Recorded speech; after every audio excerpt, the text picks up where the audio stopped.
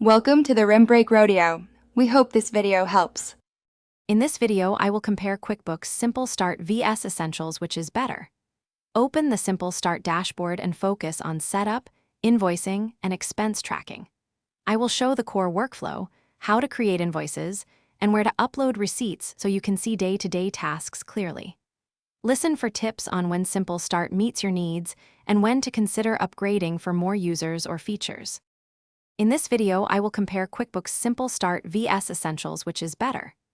Explore the Essentials plan to understand multi-user permissions, bill pay, and vendor management. I will walk through setting up users, approving bills, and tracking time so you can judge if Essentials fits a growing business.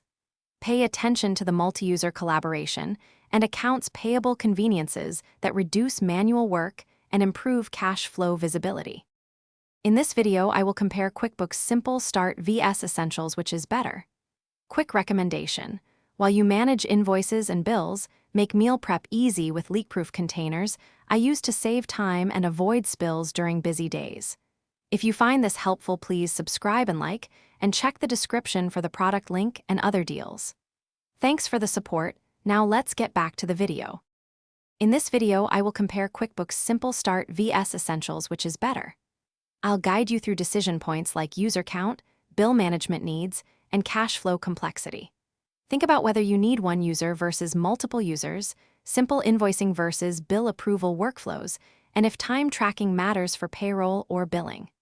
Use these guidelines to match plan features to business size, remote collaboration, and admin workload. Thanks for watching. Consider subscribing if we helped you.